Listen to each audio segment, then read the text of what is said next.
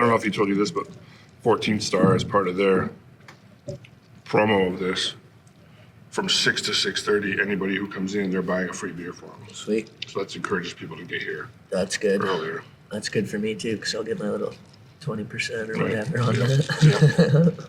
Cool. Sweet. Hey, we got a special one-of-a-kind guest today, and this is Vermontrepreneurs episode 7, and we are coming to you from the Essex Experience. We are at the T-Rex Theater with a one-of-a-kind guest, Mr. Kyle Thompson. You might know him as Fattie B. Welcome to Golden Hour. Thank you for having me. My man, it's a pleasure. I've been looking forward to doing this. Yeah, I feel like with a lot of the guests, we have storied past, but yeah, you and I go back. Oh, God, yeah. I think that probably IOU days. Yes. That's probably when we first started to like really connect and know that we were on the same wavelength music-wise, and through Andy and that whole thing. And I've been thinking about him a lot lately. But yeah, I appreciate what you guys do, and I just think it's really cool how you're combining many different artistic endeavors into your podcast, and this is just I appreciate what you guys do. Thanks, man. Yeah. As always, shout out Sean Mesha. We both have roles. It's like people are like, how many people are doing this? Like, it's just Sean and I. Yeah. Sean's the behind the scenes guy, and I'm the Yeah. one you get to listen to. So Yeah, well, I appreciate it. Awesome. Oh yeah. So yeah, I guess IOU is a good starting point here we can talk about. So that, around that time when I met you, I want to say, what was that, like probably 98 or something, or?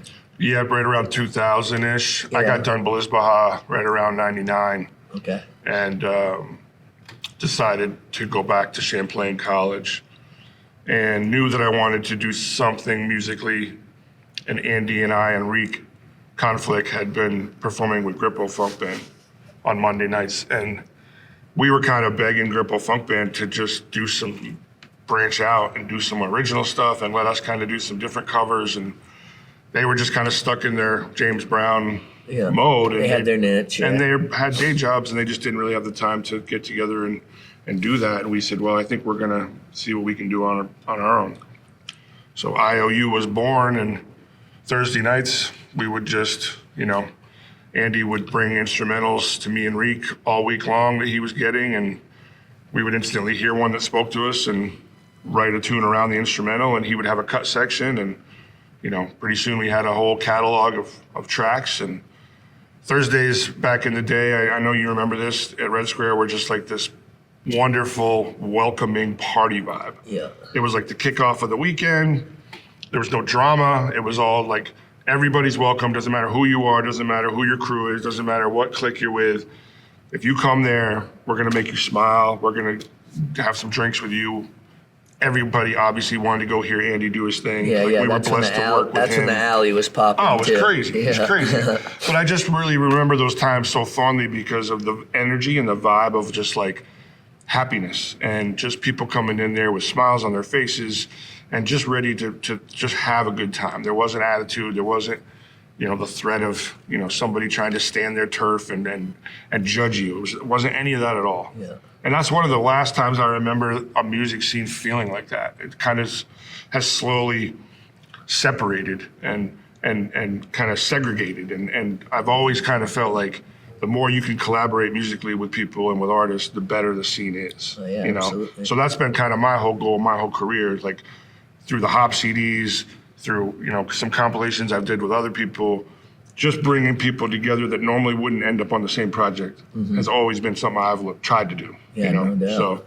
Yeah, and so I guess rewinding before that, so talk about a little bit about Belizbeha, because now you guys had a resurgence, right? Belizbeha. Yeah, we've been doing reunions every 2 years now, and they've been crazy. Like, they're bigger and bigger and better. And how many members are in Belizbeha? well, there's 7 core members, and then there's when we play with like 3 horn players and whatever other guests come up. So 10 plus when we play. Yeah.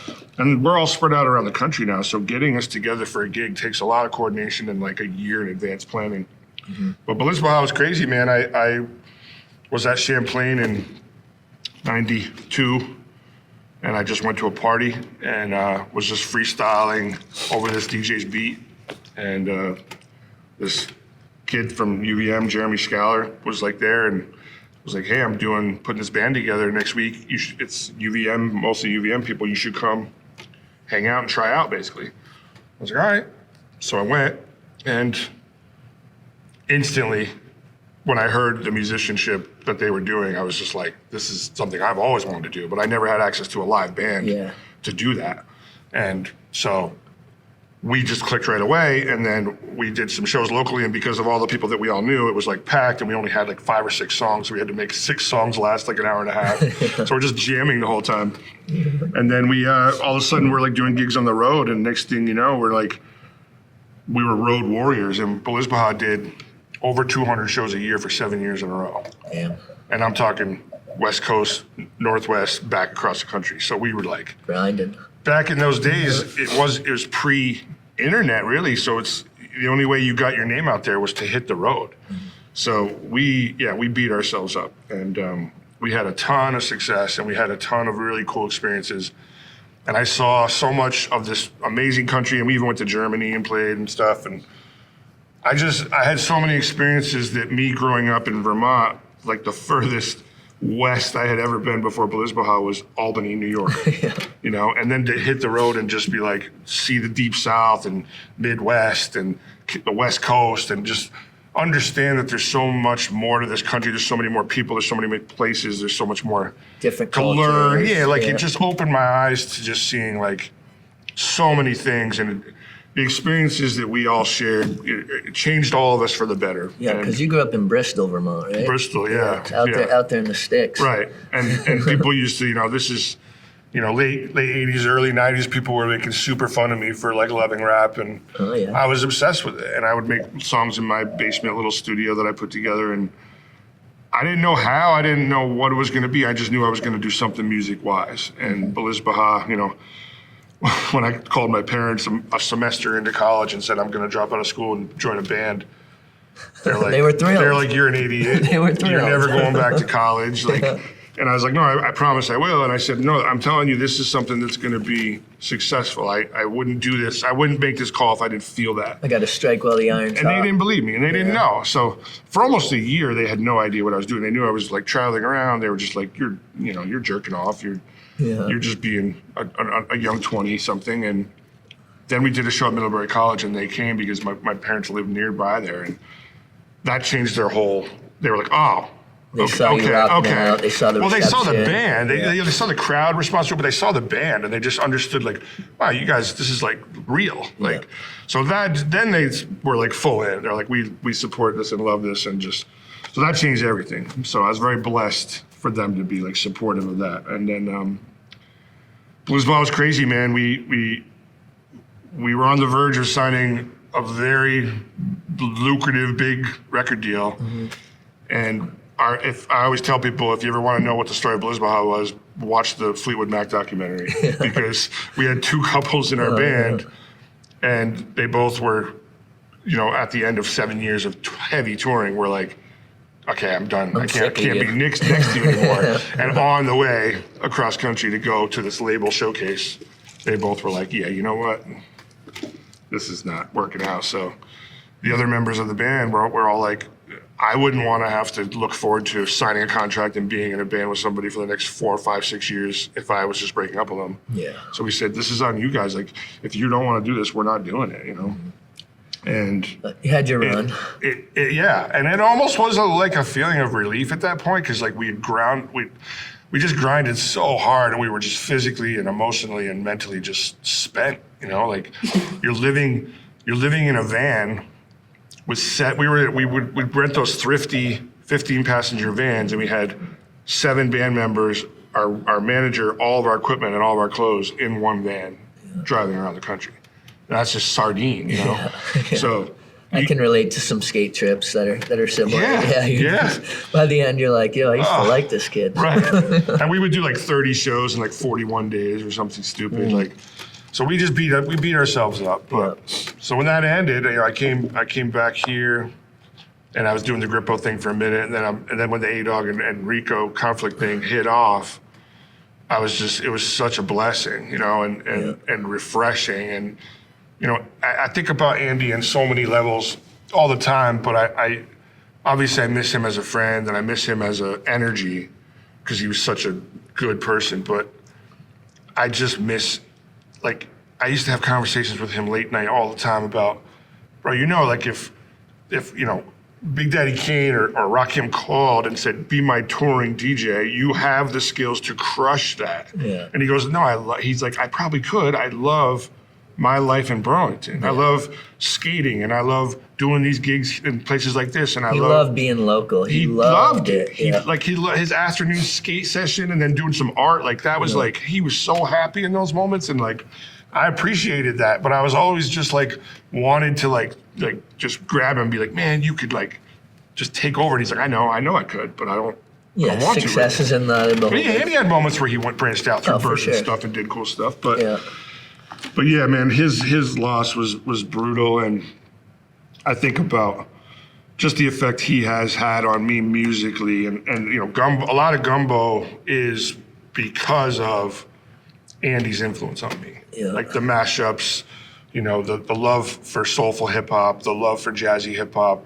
Like him and I saw things on a very similar plane, and anytime we bounced something off each other, it was almost like both of us were like, yep, 100%. Yeah. So, I'm definitely happy that there's moments on this album dedicated to him. Totally. So how long did you guys rock with IOU for? A few years, right? Yeah, we did 3 albums. We did 2 live ones, then we did a studio one. Yeah, what was it called? The albums? Yeah. The first one was Straight Through Till Friday Morning, as we played Thursday nights. And then we did, what was the second one called? Man, I'm blanking out. But the studio album was called Slide GG Slide. Yeah, that's right. And it's hilarious because there was this like 50-year-old dude in the bar one night. Konflik was killing the song. And this guy gets up all drunk and starts dancing, doing his like 70s pimp dance. And Reek starts just going, slide, GG slide, slide, GG slide. And like, I was like, that's the name of the album, man. And man, like, Konflik, man, him and I just had so much fun. Like, his main goal on Thursdays was to make me laugh and screw up rhyming. Like, I'd be deep in a verse and just like in the groove, one eye closed, and he would just put a word in a space when I was rapping and just make me giggle. And I'd just look over like, man, let me just get through this verse. Yeah. And that was like, our vibe was just like, we had so much fun, and it was just a really cool time, man. Yeah, Konflik's a beast too. He's a beast. Congrats, shout out. He just won Album of the Year, Vermont Hip Hop, MC of the Year. And, I was Justin Bolin, shout out Wombat, asked me to be on the jury or whatever for it. And let's just say some of those ways that I voted came out. So I was pretty hyped on that. No doubt. So, we're going to bounce around here because that's what we do. But so at a certain point, you decide to open Steez on Church Street. Yeah, that was right around the IOU time. Yeah. I was doing some artwork, some paintings and some prints and stuff, kind of Andy Warhol pop art style. And a friend of mine, Melissa Rovtar, who used to live here, worked at a poster store on Church Street and Beyond the Wall. Yeah. And she was like, why don't you put some of your prints on the counter just as like an impulse item in like a little sleeve. We'll see how they sell. So we did it and they started to sell. And the owner of the company was like, yo, what's this retail account that you have that's moving these units? She's like, oh, it's my buddy's art. So she showed him my art and then he was like, signed me to a poster deal. Yeah. And that just took off. Well, actually, with that being said, so I was living out in Oakland in around like 2008, and I remember I went into the store in Berkeley and I saw the monkey. The monkey, that was the one. That one pretty much bought my house. Yeah. And that took off, and then he got me this like deal with Bed Bath & Beyond, and I had like shower curtains and like all these other products, journals and all jigsaw puzzles, mugs, and all this stuff, and it took off. And then I was like, I should have a brick and mortar store here because I'm going to be here most of the time. Yeah. So we opened Steez with Jordan Boyer, who I don't know where he is right now, but love you. Hope you're doing well out there, brother. He's a new dad, I heard. So. Oh, damn. And that took off too, and we brought in a bunch of other brands, and Burlington, I think in that time was like on the cusp of that kind of being a cooler more welcoming thing. Yeah, it was a cool hangout spot too. yeah. Like it was a store, but you had CJ working in there. Yeah, we had a I'd little be playing lounge set up. Yeah, playing some cool Yeah. beats, and Yeah. like you'd come in and it was a vibe. Mhm. It wasn't just like you go in there for retail. Right. Like you were welcome to just come kick it. Right. And it was literally like a half a block from my apartment. So between the two spots, that's where I spent most of my time, was right on Church Street. And it was awesome, man. It being the size of the store it was kind of the thing where it was like it was never going to make more than this much money and never going to make less than this. And about 3 or 4 years into it, I said, I don't see this really growing unless we get a bigger space. And I didn't really want to take that on. Yeah. And somebody came along and said, hey, I'll give you this much money for it. And it was basically as much money as we were going to make in the next 3 years of owning it. And I was like, okay, done. So wash your hands of it. It was like perfect timing. Call it a chapter. Yeah, it was perfect timing. So, and then, I started making the compilation stuff around here, and I just wanted to keep having my hand in helping the younger generation that was coming up in this scene be able to get their work out. That's always kind of been my goal, is like help these kids that wouldn't be able to, be on a compilation with Andy or with Konflik or, with the Aztecs or, the Loyalists, and put them on there with them. And it was great for those guys, and it was great for the young kids too. So, and the friendships that I've made from having these contacts with all these guys has just been awesome. Yeah, totally. To this day still, a lot of them are on this project too. Yeah. So I wanted to touch on, because you did 80s and 90s night at Metronome for 22 years. So every Friday. Saturday. And Saturday. No, well, it was every Saturday for 18 years. And then because the crowd got older, they said, we want to do a 90s night. So we started doing Friday night, 90s night. So then it was 90s Friday, 70s and 80s Saturday. Yeah, we don't have to divulge how much you were getting paid, but I remember you telling me one time, you were like, this is so silly. I didn't even have to have another job. Yeah. But, I wrote a book about the 80s night exploits. And they're all true stories. Mm-hmm. And some of the things, that I saw in that place in those years, you can't make up. Yeah. The debauchery and just people there's no inhibitions. The minute the booze starts flowing and people are singing along to their favorite 80s song that they've known their whole life. And it gets to be 1:45 and you're looking for who's walking home with you. Those things I'll never forget. So the book's called My Life. It is called I Was a 400-Pound 80s DJ. Yeah. And I set the book up to be, each chapter starts with the lyrics from an 80s song. And then, so if you read a little part of a verse and if you know the song, you're kind of singing it in your head. And then that chapter connects to that little verse. Yeah. So the first chapter of the book, and this is a 100% true story, when I used to DJ in that hole in the wall behind the stage. Yeah. I heard somebody in the band room behind me bumping up against the door, and I was like, nobody's supposed to be in there. So I go to push it open, and there was a kid that looked like he was howdy doody. I was like, there's no way you're 21. He had freckles, his hair was slicked, red hair slicked, smiling the biggest smile at me. And in front of him, on her knees, was this 70-year-old woman with a bald spot in the back of her head. And I'm staring him eye to eye. And I started to be like, I wanted to be the authoritarian, you got to get out of here. But I was like, you know what? You do you. So I just shut the door and smiled at him. I'm not even mad, I'm impressed. As I'm pulling the door shut slowly and backing out, his smile gets bigger, and he holds up her dentures. Oh my God. He took her teeth out. No way. So I shut the door.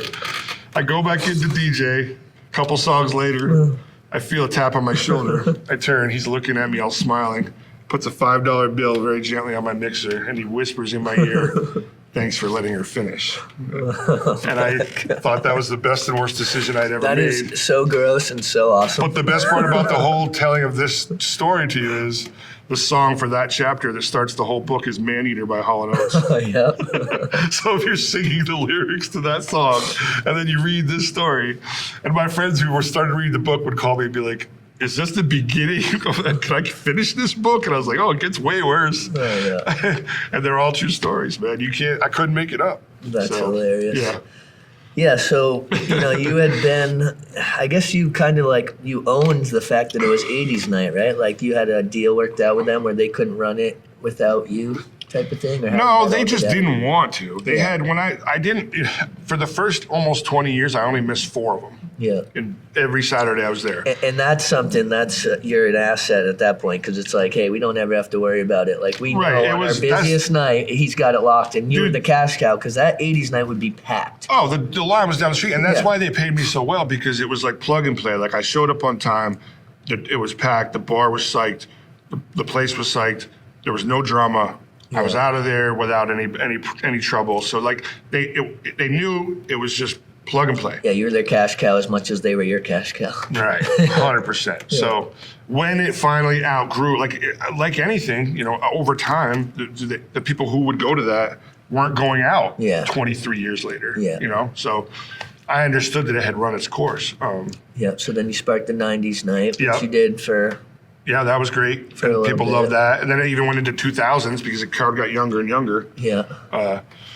And then I was just at the point where, to be totally honest, the old ownership of Metronome, they started to basically lose their interest in caring as much about it. Yeah. And the way that they treated many of the employees who had been there a long time didn't sit well with me. And I was one who wouldn't just stand for that. And I spoke up about it. And unfortunately, they didn't give me a response that I liked. And I said, okay, Yeah. I'm going to walk away then, because there was a few longtime employees, Jamal, Hulvey, who they were like, kick rocks. And I'm like, man, these guys gave you their heart and soul. It's not how you treat somebody who's dedicated a decade plus to you. Yeah, it's always weird with an establishment like that because it's like the people who get into it as the ownership and then, you get burnt out on it and then you start Yeah. feeling like it's whatever. And so then you just see, it's tough to really stay that into it like you were when you first sparked it because it becomes monotonous, right? well, there was a big change from, the early 2000s, mid 2000s to the end of the 2010s of people going out, and just the interest in going downtown waned. Yeah. So they weren't making as much money, and they didn't have the money to keep up with things. Yeah, they needed to do something to reinvent themselves. Exactly. Yeah. They should have just cleaned it up, tried, completely new angle. And that was suggested many times, but they just didn't have the money, didn't have the time, didn't have the interest. So Yeah, they were honest about that, but almost too honest. And it was like, okay, no doubt. So- thank you, but I'm gonna go over another here. chapter, right? Yeah, Another right, chapter. exactly. So So with that being said, all right, so I want to talk a little bit about, so you and Craig, you and Craig Mitchell obviously are thick as thieves. oh yeah. And just talk a little bit about how you and Craig kind of just came to know each other and just some of the, Craig and I met at the beginning of Belizbeha. He was, setting up his dominance as the best DJ around here. Obviously, him and Andy. And Craig and I also musically see perfectly eye to eye on many, many things, and just have a good energy as friends. And when Craig moved to New York to do some, record industry stuff there, he had been the one to start Metronome. So he was like, hey, do you want to take this over? And I was like, yeah. And so he handed the baton to me, which I'm super appreciative to this day, Yeah, you got 2 a house decades out of it. plus, right? And so when Craig and I were talking, I don't know, it was probably 6 or 7 years ago, maybe, we were like, I think a Motown kind of bass night would do well around here, especially on an off night of the week. So we started it on Monday nights at Nectar's in the summer, in the front window with the window open. Yep. And people loved it. It was like really, really cool vibe. And then those guys decided they didn't want to continue it for whatever reason. And Monkey House was like, yeah, we'll do it here. And we've been there since. And it's just a great vibe. Like, Craig and I love the gig for many reasons. One, the music we get to play is music we both love and grew up on, and just to this day have this appreciation for it. And it's all, soul music is feel good music. Mm-hmm. You can't be in a bad mood when you're listening to Marvin Gaye and Al James Green. Brown. Yeah, you can't be in a bad mood. So to start your week off with and it's an early set. So for both us old DJs, we love the 7 to 10 slot. Yeah. We love that it's the type of gig where, you don't have somebody coming up to you, shoving a piece of paper in your face, hey, play this song next, I'm leaving type crap, which is what you get at a bar setting, a club, a night setting. Yeah. It's more people just come and hang out and just say thank you and love what we're doing. And him and I both love finding like mashups and different versions, remixes of stuff that like but like you never heard, whatever it may be. Al Green with like a little bit of a house beat underneath it, or like Sade, the same type thing. Like finding a soul track that is like reinvented. We bring it like each time we get together to do it. Yeah, you're trying to wow each other. Exactly. We pop our USB in, and I'm like, yo, wait till you hear what I got for you tonight, and then we switch every half hour. So when I'm spinning, he's at the bar, and I'm vice versa. And our whole goal in spinning is like keep the crowd entertained, but to make me or him turn around and go, oh, what the hell? Where'd you find that? I mean, the true artist does it for themselves, but also other artists. Like I mean, it's like the crowd's dope for sure, and you need that. But it's like you care a lot more about the homies in the cypher and their opinion than you do the people listening on the outside. We literally every week, and I'm doing it tonight with him later. But every week we keep track of who says more. God damn it!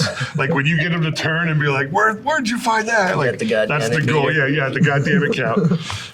So that's every other Monday, is that correct? Yeah. So tonight, and Craig, obviously, when I was putting this record together, he was one of the first people that I was like, I don't know what track you're gonna do with me yet, but I want you to be a center point of this. Mm-hmm. And I knew that there was a lot of tracks on this record that are emotional and deep and heavy, because it was talking about death and loss and a bunch of things. So I said, I want the first track to be a uppercut funk banger. And when I found the sample and sent it to Craig, within 10 minutes, he was like, I got the hook. And when we hit the studio, we laid it down and it was funky as all hell. We got Mr. Burns on it too, and Grippo on sax on it, and a couple of girl backup singers. And we knew it was just a crusher. And then Craig said, I want to go back over to Sky Splitter Zach's house and do a couple of ad-libs. And I thought he meant like a couple of things here and there. No, he ad-libbed over the whole track. And when he was done, both Zach and I looked at each other and said, now that thing is legit. Break it down now. Welcome to Fattie B Radio. Top of your dial. Like bring it back. He came with that energy and that life, and when you listen to that track, it's every little thing he's doing in Which between. one is it? The first track, Ooh Ooh. Oh, Ooh, yeah, and it's just a banger, and it's all Craig. And Burns crushes that and one. Burns crushes it. Yeah, I know Burns got nominated for best verse on that one. Yeah. And literally just, we'll talk more about Gumbo, I'm sure, but like the whole point of Gumbo for me was to have every song be about the artist I'm having as the guest. Like they're taking over that track. So when people call me and say, I love the Jen Hartswick track, or I love the Craig track, or I love the Dwight Wish track. Yeah. When they say that, I'm like, that's exactly what I wanted. Yeah. I always looked at Gumbo going into it as Guru's Jazzmatazz. Oh, yeah. That I'm the host of it, but I'm not the main. There's only like 3 or 4 tracks that are just me. Yeah. Almost every track is a collaboration. So yeah, and that's what I want. For people who don't know, Gumbo just won Vermont Hip Hop Album of the Year. So congrats on that. And you know what's crazy about that to me is when I saw the nominees, I was like, oh man, that's dope. And I was like, I'm a 50-year-old dude who put this record out, and for many, many reasons, but like I'm so proud of it. But I saw North Ave Jax on there. Yeah. And I was like, this dude is getting AAA radio play. Yeah, not to mention he's got, all the kids that are on the internet who are all that. So it's an uphill battle. I was like, he's winning. It's an uphill battle. And then when I beat him somehow, I was like, man, respect to that. Respect to him, That's man. right. No, but I wasn't like, in your face. I was like, wow, like that speaks so much to like how this album has resonated with people, that many people. I think Justin said there's like 100 and something, whatever, people voting. Yeah, that was for the initial, I believe. But yeah totally. Yeah. So I'm like, man, that just meant a lot. Like, and respect to him and respect to all the nominees. Like, Konflik's album easily could have won. Jarv's album. Jarv made that whole thing himself. Well, that just goes to show too that like the level is just being raised up around here, and really, and really like on any given Sunday type shit, right? Like, it just as easily, no one would have been surprised to hear that anyone that you mentioned was the one. And like, that's not to discredit how good Gumbo is. It just speaks to like just our scene, which has been growing. Because when we were, 25 years ago when we were rocking shows, you threw a rock, you hit the people who were doing it. That's it. It wasn't many of us. You know what I mean? Straight up. I know. And so it's cool to see the way it's just expanded, and to see like the young cats like North Ave Jack, who happens to be Sean Stem's nephew. I don't know if Is you it know really? that. Yeah. No, I didn't know that. Yeah, that's Shannon. Shout out Shannon. Yeah. R.I.P. Stem. But that's Stem's nephew. So. Yeah. Well, the one thing I did want to mention is that I was talking to you about before we started filming is, Gumbo, the original party for Gumbo was supposed to be right before the holidays. And I had some health stuff go on, and we had to postpone it. So now it's going to be February 11th in this venue. Right here. And knowing that we had to postpone it, before I started getting these accolades over the last month for this album, which I didn't know I was going to get, I said, thinking about a month ahead, we have to think of a way to remind people about this and renew interest for the show to sell tickets and get people to come. So our idea that we came up with was like, let's take a bunch of the vocals from these tracks and give them to producers and make a remix album of it. Sick. So we've been doing that. And then this thing started to get these amazing reviews, and every publication it's been listed as like one of the best records. And I'm like, man, every time one comes out, I'm like, holy crap, man, this is amazing. But this remix project is bananas. It's going to come out the week before the show. Who do you have on it? Is a lot of the same producers that worked with you on the actual album? There's a couple different ones. Yeah. I did a bunch of mashups of some stuff, and then Ilu did one. E-Train did a crazy one of the Nicole Nelson track. Shout out E-Train, that's my boy. Man, right there. he crushed. Yeah. And, Pro did a couple of them. Nice. And then JJ, Dante, Da Vinci, who used to live here, Yeah, he and was a lifelong friend he of was mine. my roommate. Yeah. He and I have been talking about this track called Mr. Martin, and I was originally, when I approached him about it, was thinking of him doing kind of a dance hall thing because his vein is reggae totally. style, Yeah. and he wanted to, but he was just having some trouble. He's like, I'm just kind of in this creative block with that type of thought. He's like, I'm really sorry. He's like 2 or 3 days ago. He's like, I'm really sorry. I don't know if I'm going to be able to do this. And I was like, man, no stress. Don't force a square peg in a round hole. Yeah. But then he called me a day and a half ago, and he's like, you're not going to believe this, but he's like, I found this beat that I made a while back, and I never did anything with it, and I loved it.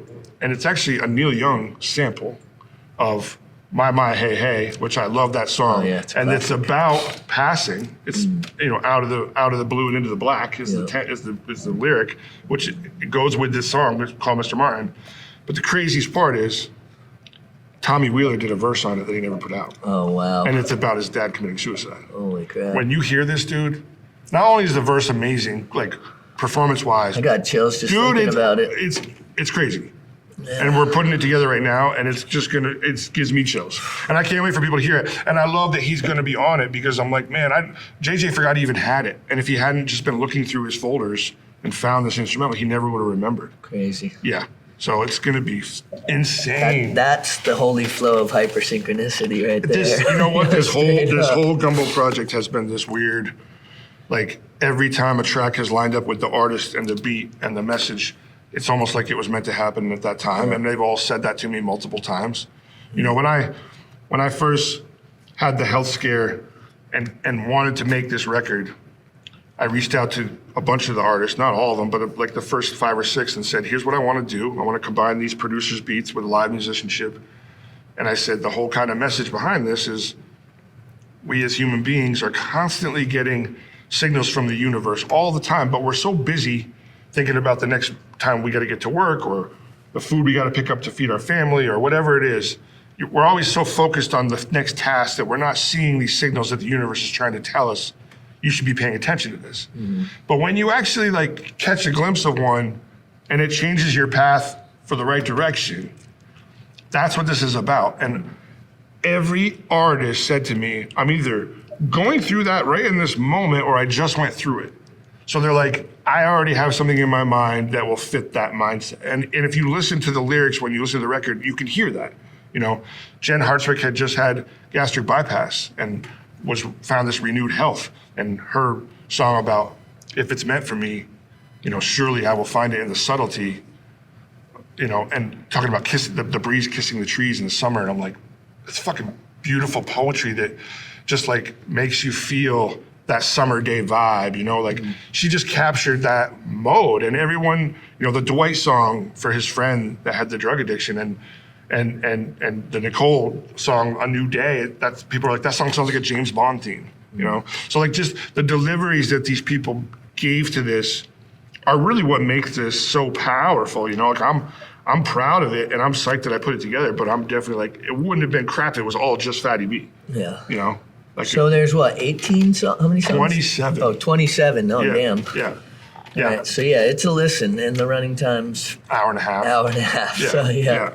Why don't, for the people at home, why don't you break down just who's on it and So like I guess the first thing I always want to talk about with this record is the list of the people who were the producers of it, because the talent is crazy, and like they basically shaped everything with me. So the main one, there's two main ones. One is Luke Gauthier, Il Lou. Yeah. And him and I have worked hand in hand on this entire project. So Equal Eye Records. Yeah, and we put it out on Equalize. And Luke is just, he's an amazing person. He's an amazing producer, talent-wise, ear-wise. Him and I hear things exactly the same way. We've spent many, many hours in my living room just moving stuff around, talking about changing this, the timing of something, and we both hear it the same way, and it's worked out perfectly. And I really couldn't have done it without him. The second one is Zach Skysplitter. Zach mixed 75% of this and mastered all of it. Mm-hmm. And the reason it's getting these end of the year accolades as one of the best records is because of Zach. Yeah. His sound. And I mean, he has his hands in everything. Everything. Too. Yeah. Everything. And I tell people, like, if you want to work with somebody who's going to make your song, your project sound the best, send it to him. Yeah. Whether you mix it with him or not, send it to him after. Yeah. Let him shine it up, because he knows what he's doing. And then Matt Scott, who I'm trying to remember who told me about him first, but somebody was like, in the beginning of this, said, if you don't know him, you need to introduce yourself and you need to work with him. So I reached out to him. We hit it off right away. He's down near Johnson, and he's a vocalist, producer, musician, just a super talented dude and a super nice guy. And all the stuff that we worked on together is just brilliant. He sang on some stuff. He changed the sequencing of some things that I loved. Like, just every idea he came in with, I was like, you don't even have to ask me anymore. Just do it. I know I'm going to like it. Yeah. And that kind of trust is amazing. Mm-hmm. And then Pro obviously mixed a bunch of stuff and made a bunch of beats. Shout out Pro.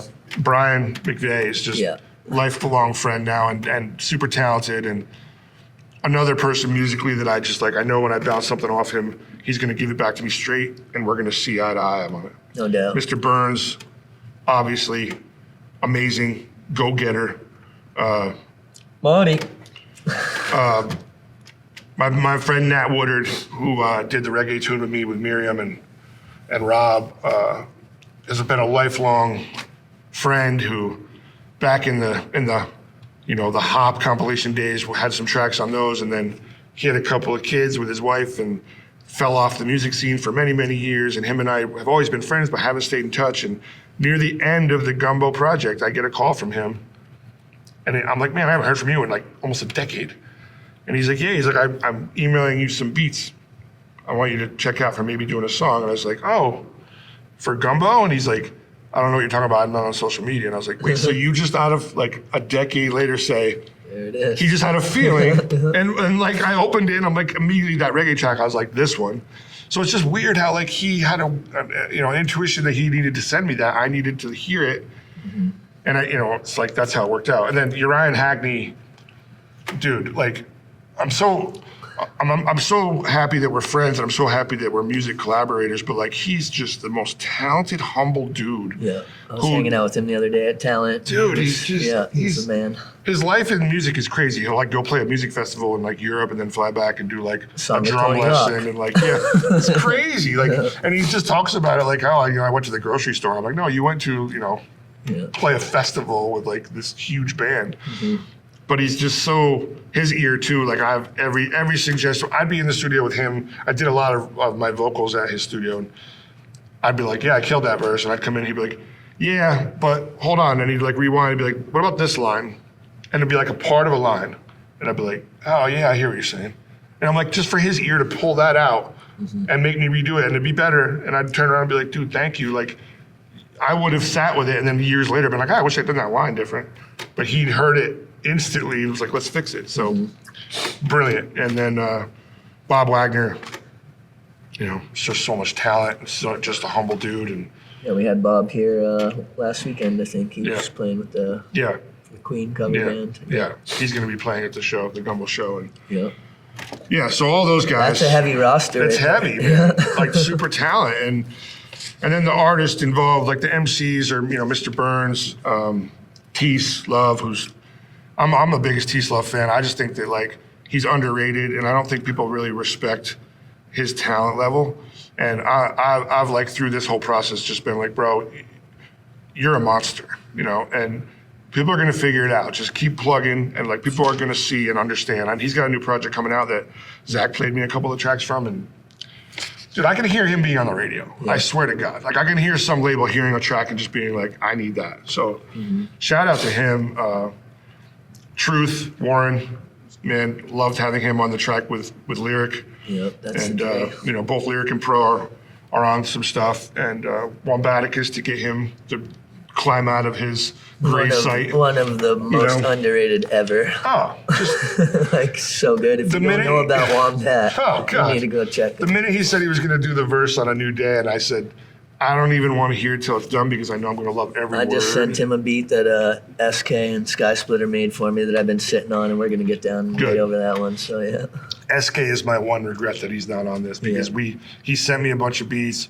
There was a few that I really wanted. A couple of them had already been sold. Yeah. And then we were trying to figure it out, and as I got to the end, I'm like, man, it's not going to happen. But I'm like, that's like my biggest regret. Well, you have to get both of us on the next one. Yeah, right, exactly. I don't know if you know Vader the Villain. Yeah. Yeah. Super talented, man. Yeah. Super talented, like visual painting artist, but just a talented singer and rapper and just a humble dude. Him and I first met in Steez. He used to come into Steez all the time. Yeah, totally. That's what I remember him from. Love doing a track with him. One of my good friends who doesn't live here anymore, Dwight Sayon, he started his career as a spoken word poet. He's on the song Kiss the Trees with me and Jen Hartswick. He's super talented, super intellectual, crazy flow. Reminds me kind of like a spoken word Craig Mack in his style, you know. I love him. Revon Calderon, like, dude, beast. Like, the homie's coming up. I've watched his career. Like, I knew he was just a monster in the beginning, but I've just seen him get better and better and better. I remember his first show wasn't that long ago. Yeah, no. I mean, and I've known him since he was, 10 years old, 8 years old, because I'm friends with his dad. And just to see him blossom and just be a monster, I'm like, I'm so happy for him. Mm-hmm. My man Double G, old school friend, is on the track. And my nephew, Dan Larson, who goes by Lone Nexus, him and I have a track. And he just graduated from high school last year, and he's a producer. And people are going to start to figure out how talented he is too. So. I mean, there's so many people on this, so we might have to keep it moving with all the names quicker. Because got sure. To get so the vocalist, Jen Hartswick, obviously monster. Craig Mitchell. Yeah. Miriam Bernardo is on the reggae track. Beautiful soul, beautiful singer. Bob Wagner does the track. Shauna Anderson from Belizbeha. Like I said, Matt Scott sings on a track. Nicole Nelson, Dwight and Nicole are both on tracks. It's just, name after name after name. The horn players, Dave Grippo, Joey Somerville. The DJs, E-Train, Kanga, and DJ Anubis, all doing cuts. Fire. It's like a dream lineup, and I'm just like so blessed that they all agreed to do it and really brought the heat. Like, there's nobody that. When I was playing this for my friends the first time we sat down, there's like two of my friends that I really respect their opinion. We sat in my house and we were running through the tracks. We got to like track 17 or 18, and they're like, "Yo, hold on a second," and they're like, there's no cutters, there's no fillers, like there's nothing we can tell you that like needs to go. And I'm like, I know, that's why it's 20 something tracks. Yeah. Like, I can't say no to anything. And every time some producer would send me another email, like, here's a couple more beats, I'm like, I'm not even opening this. I feel like it doesn't feel like it is. Like I said, I was like, what's it, 18? You're like 28 or whatever. Like, I feel like it flows. It flows. Yeah, exactly. And it's weird that there's this many different producers and this many different artists, but people said it has a kind of a similar sound to it. And I'm like, I think that's Zach Skysplitter. Oh, of course. From the way he mixed it. Yeah, that's no coincidence. Yeah, so Yeah, man. Yeah. It's a monster. It's a monster of an album, and I'm so excited to do the party here for it. The party. Do we cover everybody who's Yeah, on there? yeah, All right. for sure. Yeah, one of my favorite verses definitely from Wish. You know, that's my man's right there. Yeah. And he crushed it. But yeah, the whole album's dope. Yeah, and Wish, who I've been friends with for a while now, and I knew as one of the breakers in Rhythm Riders. He's and ridiculous super breaker, like crazy talented, and has actually like done touring and stuff on as a breaker. Yeah. And then the first time he played me a verse that he was on, I was like, what? And I'm like, why aren't you doing more of that? He's like, well, I'm trying to. He's like, and I could tell he's like, just confidence-wise, he's trying to like get over the hump of being afraid to just put himself out We there. were at Green Door for Third Thursday just Yeah. a few nights ago, and he was there, and I called him out. I got him to get on the mic. And Did you do it? Yeah, he ripped Good. a And he couple. killed it? Yeah. Okay, good. Yeah. That's what I'm telling him. He like, always kills it. I think he's going to do well here at this party. Yeah. I think he's ready to show people He always what's kills what. it. Yeah. So I want to talk a little bit about, just the business side, because, this show's called Vermontrepreneurs. So just Yeah. a little bit about, Yeah. I feel like you're someone who's, you've had your hand in a lot of different things. You're Mhm. like a Vermontrepreneur in every sense of the word. Yeah. So like, what advice do you have for people who are maybe, trying to figure out how to operate, from like the business side of it? Like, what are some of the do's and don'ts that you've learned over the years about Oh, just that's how a good you question. conduct? There's a lot of, the main rules that I live by every single day and what I do is what I'm going to do for a project either going to make me money or make money that helps somebody in some kind of a way. If it's a benefit thing, I'm into doing it. If it's going to make me some money and it's going to be a good project to be involved in, then I'm into it. But you have to be excited about what you're going to do. If you're doing a job that you hate just to pay the bills, you're not going to have creative energy to do the things you want to do. You're not. You're going to be pissed off that you have to go to a crappy job you hate. Yeah. You have to find a way to make money, and if you can do it where you make money in what you're doing and you're creatively and excited about it, that's the goal. And I think I've taken on a lot of projects that did that. DJing, the store, like the art, the posters, the painting shows I've done. I've done things that I'm like, this is going to turn into money. It's going to be a bunch of effort up front, but I'm going to reap rewards and I'm going to have fun doing it. And with art, I love the fact that people take what I do and take it with them, and it's locked in time. Yeah. Like I have friends who send me pictures. I still have this painting of yours on my wall, or I'm still listening to the IOU record. Like it's locked in and it's there, and it's like people can enjoy it. And that's one thing that I always think about with Andy is that we're so blessed to have the videos and the tracks he did, and we can always just go back and like pop on YouTube and like you're back with him. Yeah. It's essentially putting it in a time capsule. 100%. 100, and this is what a lot of people said. This is what Gumbo is just like this wonderful like capture of like old school and new school artists collaborating. And Peter Edelman and I talked about when this project was starting and about doing this show here, how back in the day, IOU days and early 2000s, whatever, mid 90s, the Burlington music scene was this collaborative, everybody in. Yeah. And then it slowly like split, and I think it had to do with like egos and separating genres, and pandemic obviously had a terrible effect on things. And we talked about this a bunch, but like the Burlington bar scene, mid 2000s realized I can pay a band $800, have to pay a sound man. Hopefully they bring in some people. Maybe they don't. Maybe we don't make money at the bar. Or Or I can just- I hire a DJ for $400 Yeah. Or and it's packed and I don't have a sound man. Or just play an iPod. Yeah. So like I was both a live musician and a DJ, so I saw the rewards of like the DJs taking over. And there was a point in Burlington, no lie, that I was DJing 4 nights a week. Yeah. But I was taking money out of the bands and the musicians' mouths by doing that. So it was a weird position to be in because I was seeing the benefit of it, but I knew that meant that the scene was lessening.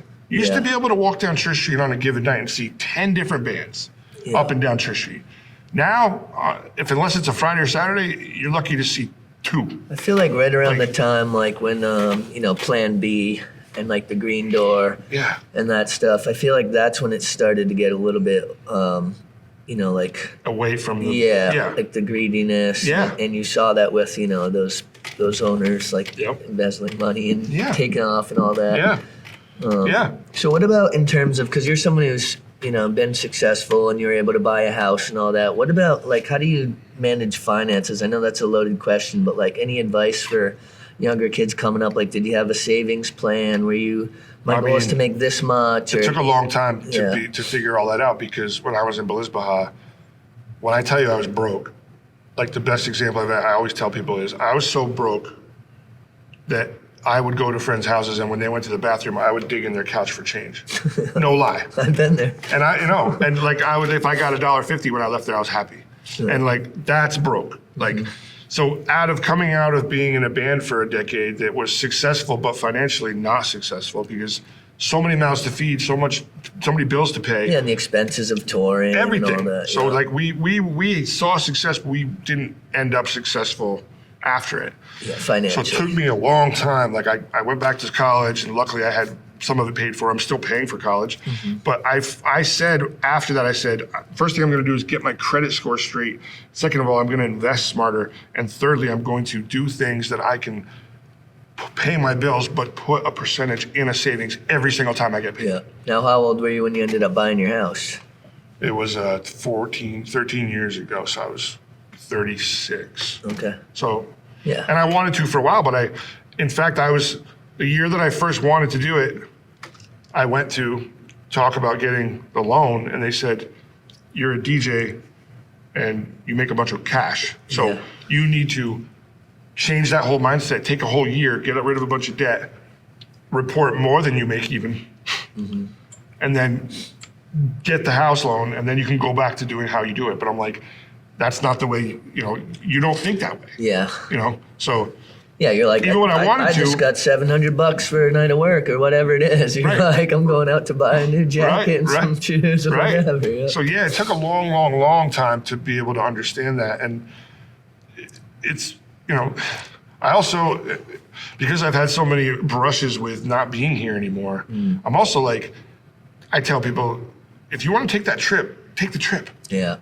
Don't always that plan fine for line. it for 5 years. It's Go that do fine it. line, right, between like trying to save for a future and live in the present, right? You got to do things now, man. You literally don't know. Look at all of our friends who have moved on and aren't here with us anymore, and we had no idea they wouldn't be. Like, that could happen to any of us, and believe me, I know. Like, do the things you want to do and do them now. It's like not only for you, but like if you're gonna travel with family or go see family you haven't seen, and then you don't, and then they pass, like then you're gonna regret that. So take advantage of time, first and foremost. Well, I want to say I'm happy that seemingly your health is getting better and Yeah. that you're out here Thank with you. us. You know what I mean? Appreciate that And a lot. on February 11th, Yeah. Gumbo, it's going to be live in here. I'll be working at the bar. Hopefully I can come, make some appearances over on the way. But Yeah, man. Go to the Double E get here website. early. Get your tickets Yeah, now. go to EssexExperience.com. Yeah. I think you were saying that you got 14 stars, going to be Yeah, free beers for the first half free hour, beer 6 if to you get 6:30. here at 6. So, Yep. that's some incentive to get here earlier. Yeah. Or actually, I want to word that correctly. 4-Star Brewing A will free purchase beer. a beer for you. Yeah, a beer. It's yeah. not free beer. Not free. They will purchase a beer Someone's and hand paying it to for you, it. and you will drink it. Yeah, we don't want the DLC on us about that. Yeah, That's no, right. no. And I just want to congratulate you on all your Thank you, man. successes. Thank you so much. Thanks for having me on this. Like, what you guys do is amazing, and I've been super blessed in my career to see a ton of success on a multitude of levels, and I've seen some dark, dark, dark days, and that's life, And I appreciate the bad with the good and the good with the bad, because I wouldn't appreciate the good without the bad, and it has made me who I am, and it has made me passionate. And I'm telling you, every day, if it's snowing and icy and dark and gray out, I'm still happy, Yeah. because it's like I'm here. Yeah, got to give thanks. Yeah, Absolutely. 100%. Got to give thanks. So, talk a little bit about how you decided to have the Gumbo premiere here. I mean, we did iHomie here, Yeah. and then I started working here, and Yeah. it's a really cool place to be a part of. Like Peter Edelman, we Yeah. actually just released the episode with Kevin Stater and Peter today. So, if you haven't seen Vermontrepreneurs episode 6, go check that out. yeah. But talk a little bit about how you decided here, because Higher ground is always an option. The Flynn, there's all these cool spaces around, but what made you decide to want to do it with the I double think E? it's like the aesthetics of this. Like it's comfy. Having the screen, we're going to be able to do some cool projections. Jason Liggy is going to be doing the lights and the video stuff, and Shout out, Liggy. professional, amazing human. Yeah. Like this place is going to look amazing. It's going to sound amazing. I think we're going to have like a really cool stage set up with like a vibe of, you know, when Lig and I were talking, he's like, imagine like the bar scene from The Shining. And I'm like, money, ridiculous. you know? And that's I think it's just going to be something where you can come with your kids and with your parents, and the eclecticness of what the music is going to be. There's going to be some hip hop. I've encouraged the artists to keep it like on the G side or the PG side of content. Closer for to the PG, most part. yeah. And I want it to be an experience where someone who came to see the hip hop artist didn't know about Dwight and Nicole or Bob Wagner and was like, wow.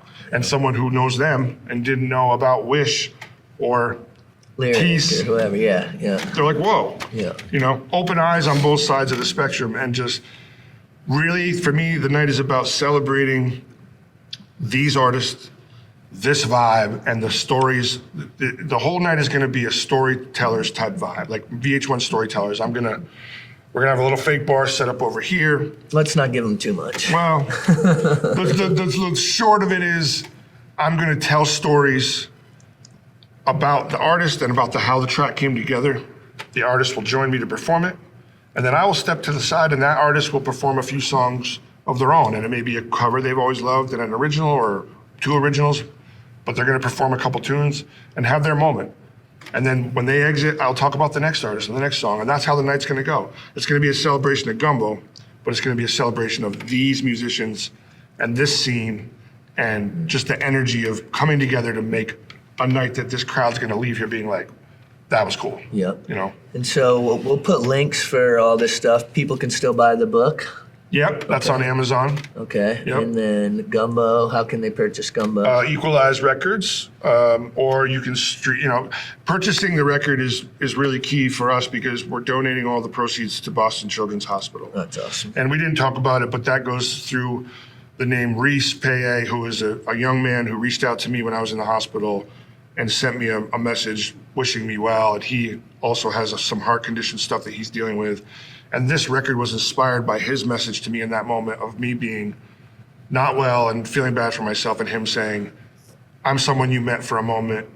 I'm dealing with some stuff of my own. I want you to know I'm thinking about you. And for a kid who was 12 years old at the time to say, I have that in me to think of you. Yeah, that's real. It made me say, thank you. Yeah. I kicked myself in the ass and said, I need to take care of myself better because much of my stuff was brought on by my behaviors. Mm-hmm. His is something he has no control over. Mm-hmm. So it really opened my eyes to changing the way I look at not only my health, but life. And I said, I've always wanted to do this project. And in that moment in the hospital, after I got that message from him, I said, I'm doing this project. And that's literally when it was decided upon. Yeah. And the moment I got out of the hospital is when I started reaching out to people and said, here's what I want to do. Everyone's like, we're in. So Reese and his mom and his dad are going to be here the night of the show. And there's a song on the album that we looped Reese's drums with Uriah, and Bob Wagner took and made that song, and Bob Wagner's going to perform that song. Awesome. So it's pretty cool. Awesome. And so the money from buying the full album goes to the Boston Children's Hospital. So I mean, you can stream the album on all the streaming services, but if you purchase it, it's $10, and that money goes right to the hospital. Yeah, 10 well spent dollars. Yeah, 100%. Yeah, So absolutely. So we'll throw links for all that stuff in there. And what about in terms of art? Are you still making any art, or? yeah, ironically. I mean, 3D art. Yeah, well, ironically, I had a bunch of paintings that were in a gallery in Brooklyn, Jan Larson Gallery, and we did a couple of shows, and he sold many of my paintings over the years, and he's a great friend, a great collaborator, and he is living in Tokyo, Japan now, and just had a baby and is basically set up there, and we've been communicating, and I said, I'd love to get some of my paintings. I don't even know what you have left. And he actually just recently sent me a message and said, I have like 20 of your paintings. I'm getting back to you in a month. So I've got a few others that I started back in the day that I never finished. So I'm going to have a show somewhere like probably March. Yep. One place we were thinking about was the new Line Skis shop on Main Street. Okay. I'm friends with Jason, and he has this huge wall there, and we thought maybe in the spring it'd be a cool place to do an art opening party, have a DJ, and just have a gathering, Yeah. a bar in there. So we'll see. Soon I'm going to do something like that, but it's been a while since I did an art show, but I have a bunch coming back to me that I didn't know I had, and I would love to, sell them and Nice. do something cool with the money. Well, we'll definitely have to keep the guests out here notified when that pops. Yeah, for sure. So I guess the last thing I can think of is if there are any specific shout outs you need to give to anyone. I know you've a lot of people who are involved with the projects, but anyone who you feel, and this is always tough because there's so many, right? Yeah. But I mean, there's probably a couple that you just yeah, I mean, have to get obviously, out. like Jesse, who works here, and ironically, when him and I first started talking and collaborating about this, he went to a DJ class that Craig Mitchell taught at the Flynn like 3 or 4 years ago. Oh, wow. And I spoke at one of the nights, and he was there, and he was like reminding me, hey, I was there when you spoke. Yeah, shout so out. now we're like friends and collaborators here. So Jesse's been a big part in helping me get all this organized. Mm-hmm. Obviously, Peter Edelman for agreeing to do it here and taking really good care of me and making sure this is going to happen. Liggy, who's going to do the lights and the video stuff, definitely at a discount, and he's going to crush it. And if y'all don't know who Liggy is, You'll be seeing him on one of these episodes. yeah, he's coming up on one, is what you told me. But he's just, his vision for lighting and for, lighting is really important at a show. It's like the way you're hitting the energy moments and the crowd is like being immersed by what they're doing to set this mood. Yeah. He's a pro at it. I mean, he's done all kinds of live events. Yeah. So between the video stuff and the lighting he's going to do, it's going to be massive. And I think just, all the artists and the producers who have been on this, I want to really just say thank you, like from the bottom of my heart, like all the time, all the hours, all the energy, all the creative juice that you guys put into this has made this record receive these accolades it's received. 'Cause Album of the year. Yeah, this is from what they gave me. I was happy to help collaborate and facilitate it. But this is not a Fattie B record. This is a collaborative album. So, thank you. Awesome. Well, hey, with that being said, we'll see you on February 11th Yeah. at the Double E. Get here early, 6 o'clock. Get your And, tickets now. Yeah, go online and They get will your sell tickets out. now. We'll put a link for the tickets in there too. And thanks again for coming through, Fatty. Thank you. Thanks for having me. This has been Appreciate you. Vermontrepreneurs, Thank you. episode 7 with a one-of-a-kind guest, Mr. Kyle Thompson, Fatty B, and we're out. Peace.